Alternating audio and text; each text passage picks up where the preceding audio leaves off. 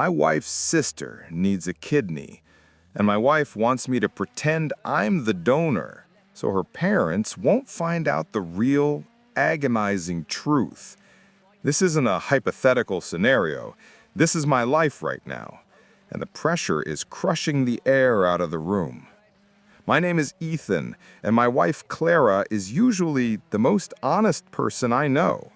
She values truth and transparency above almost everything else, which is why the request she made last Tuesday night felt like something out of a badly written thriller, not the reality of our quiet suburban marriage. It all revolves around Clara's younger sister, Lena. Lena is 32, vibrant, a talented artist, and she has been fighting polycystic kidney disease since she was a teenager. The fight is over now. The doctor said she needs a new kidney within the next 4 months. She's on the transplant list, but the waiting list is a gamble. The family immediately started testing, hoping for a direct match. This is where the agonizing truth comes in. Clara's parents, the Whites, are devout, old-fashioned, and rigid about family lineage and health history. They have always prided themselves on their family's pure bloodline and impeccable health history. Lena's condition, in their eyes, is an unfortunate but manageable medical issue.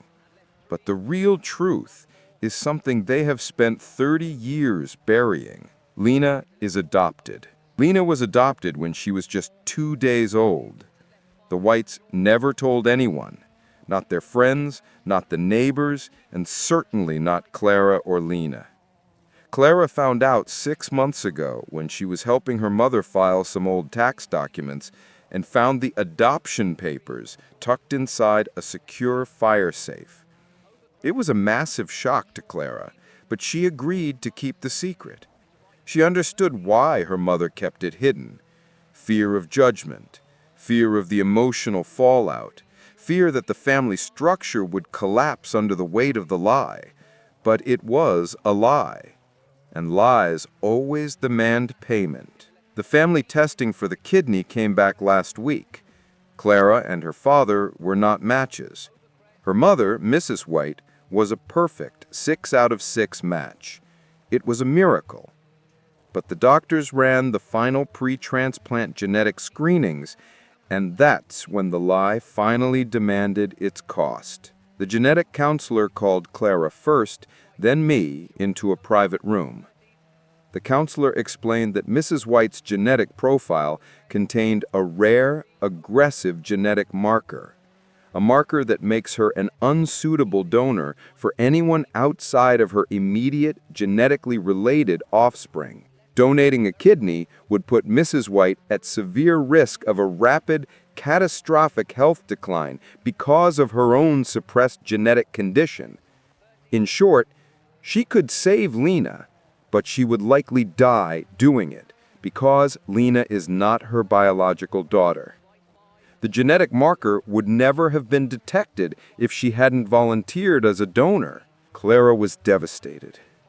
Her mother couldn't save Lena, and if they told her mother why she couldn't donate, they would have to reveal the adoption. That would not only destroy Mrs. White emotionally, but also reveal that she had been living with a hidden, high-risk genetic marker her whole life. The strain of the secret and the guilt of not saving Lena might actually be lethal to Mrs. White. That night, Clara came to me with the impossible request. I had been tested, and while I wasn't a perfect match, I was a very good, compatible match, and doctors said my kidney would give Lena years of quality life. I was ready to donate. But Clara sat me down and said, "Ethan, you have to tell my parents that you are donating, but that you are covering for my mother.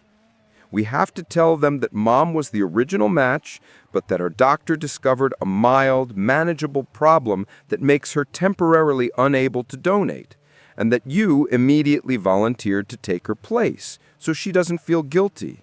I was stunned. "Clara, this is insane. We're talking about major surgery. We can't lie about this." She grabbed my hand, her eyes pleading, "Ethan, please. My father will never forgive my mother for the adoption. He's old, he has a weak heart. Telling him the truth now will destroy them both, and it won't help Lena. But if we lie, if they think Mom was the hero who tried and you were the selfless one who stepped in, they can live with it.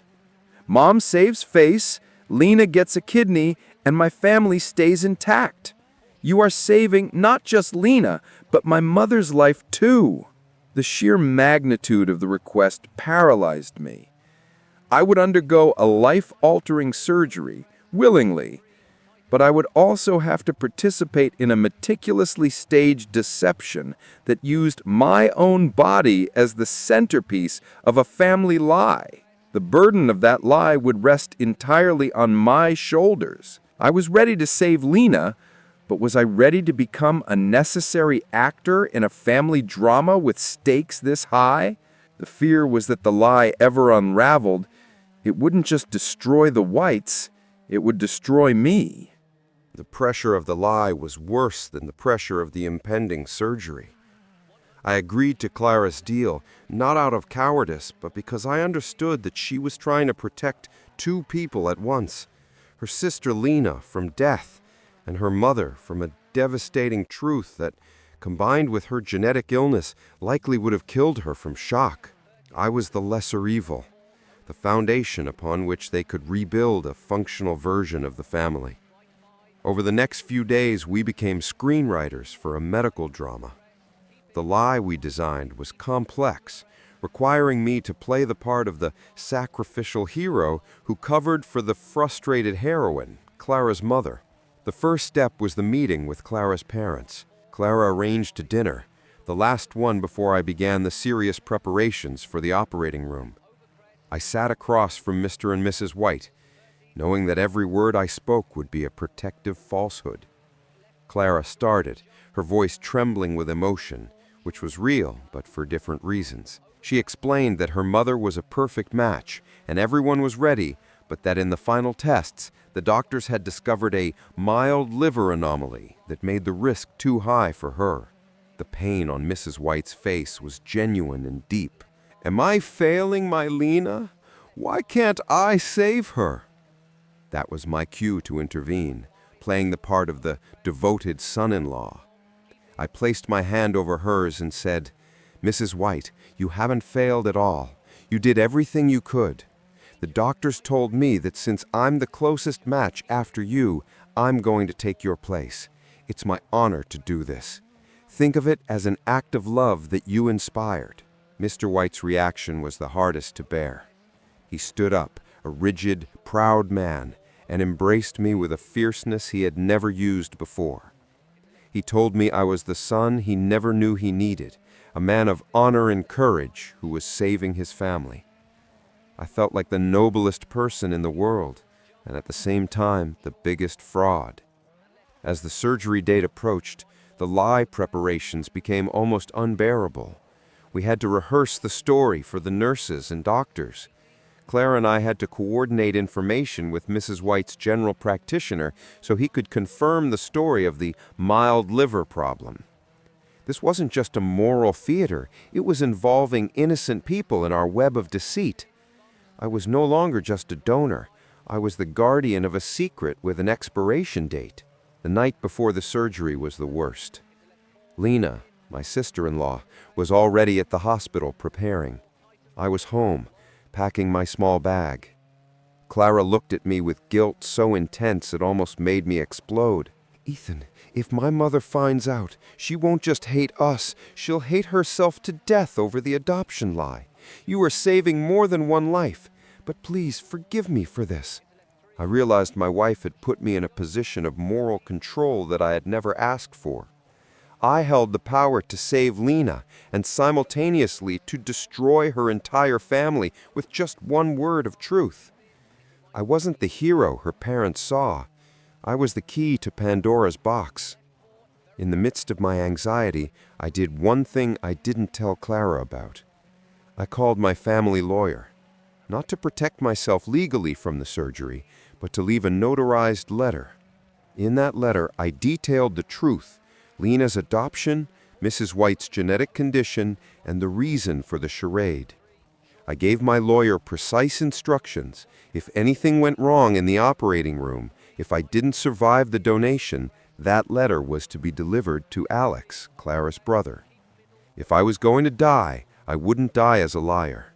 I wanted the truth to come out, but only if I wasn't there to bear the consequences. The possibility of dying as the family's great deceiver was frankly terrifying. At 5 a.m., Clara and I headed to the hospital. It was a beautiful sunrise, but for me, it was the calm before the storm. Mr. and Mrs. White were waiting for us, bringing me coffee and a newspaper. Mr. White patted my back and said, "Go save her, son." As they wheeled me down the corridor toward the operating room, I said goodbye to Clara. She kissed me desperately and said, "I love you, my hero." I closed my eyes, feeling a knot of fear and resentment. I didn't want to be a hero.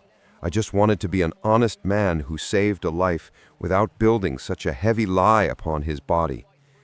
And in that moment, I knew that even if the surgery was successful, the lie would leave us with a scar much deeper than the scalpel. The surgery was a success. Lena received my kidney, and the transplantation went perfectly. I woke up in recovery feeling a deep, radiating ache, but the physical pain was nothing compared to the emotional weight I carried through the hospital doors. Lena's recovery was rapid, buoyed by the life-saving organ and the sheer relief of her family.